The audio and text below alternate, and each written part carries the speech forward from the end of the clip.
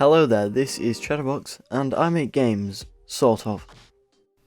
I'm currently working on my first big release, a game called Propulsion, which is a fast-paced rocket parkour game where you need to jump between lots of hexagonal islands in order to reach the end as fast as you can. Now, Propulsion's actually getting pretty close to being finished. I have a lot of content, over 100 levels, and I've also been working on quite a few extra modes. But because I've been working on so much content, I've kind of forgot to polish everything. For instance, the levels. I finished designing them and putting them into the game and testing them quite recently, but I haven't actually given them the finishing touches. For instance, when I've had playtesters, they said that they wanted some islands in the background of the levels, not only because it'd look nice, but also because it gives them a bit more perspective as to where they are when they're speeding through them at such high speeds.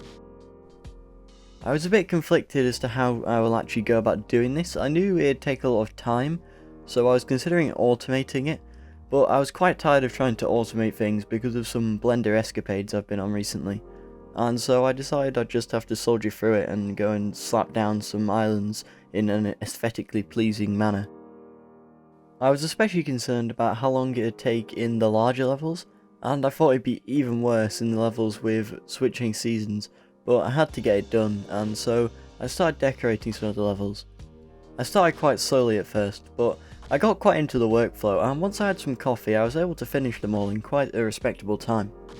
So after adding them all, I played through levels to make sure there weren't any game-breaking bugs introduced by sort of just being able to skip them by jumping onto the islands outside of the map, and I'm really happy that I actually added these.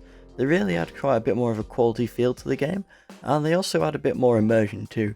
You certainly feel like you're a part of the world now. But something's still missing.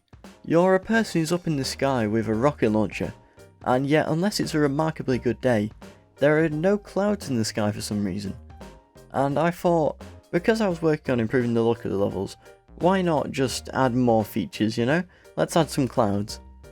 So I looked on the internet and I found a royalty-free pack of low poly clouds, and they look really good with the shader I wrote for my grass and trees applied to them with a little bit of a change to colour and the wind properties. The only problem was though, there was only 5 clouds in that pack, which is really cool considering the pack was free, but if I'm going to add these to my game, I don't really want to only have 5 clouds that I repeat all over the place. I want them to be pretty unique.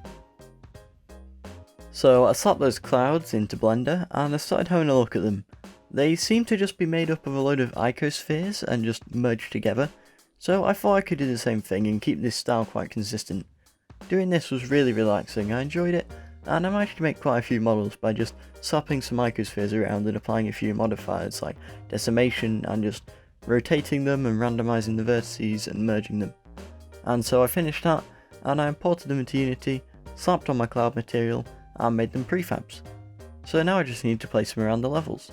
But this time there's going to be a lot more of them than in the levels with the islands, and I can't just go and place them individually, it'd take way too long. So I had to think of a way to scatter them around the place. I eventually decided to place them during runtime with a script, so I set about writing one of those up.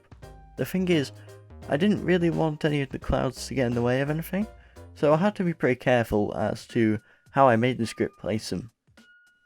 I also wanted the placement of the clouds to be the same when you reloaded a level, so they didn't change and distract the player, so I had to figure out a method of making them place randomly, but also in the same spot depending on the level, which I did by setting the random seed for the level based on the actual name of the level, which could have flaws later down the line, but for now it's fine. I first tested out the cloud spawner with a lot of clouds, but I didn't really like it, and even though they're low poly and pretty optimized, I was concerned with the effect that a large amount of clouds would have on players with lower spec computers, so I scaled down the amount of clouds, and honestly I prefer it a lot more like this. They're just a bit more subtle, and I feel like they add a lot more to the levels. So now that the level's looking a bit better, I'd say mission completed for this video. Thanks for watching. If you have the time, I'd love if you hit all of the buttons below because it helps me inflate my ego, and I hope you have a good day.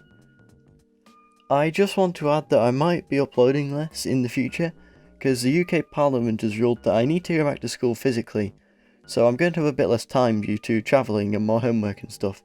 I'll likely get the same amount of work done on the game, but you'll see less videos because I won't have the time to keep everything up that I'm doing at the moment.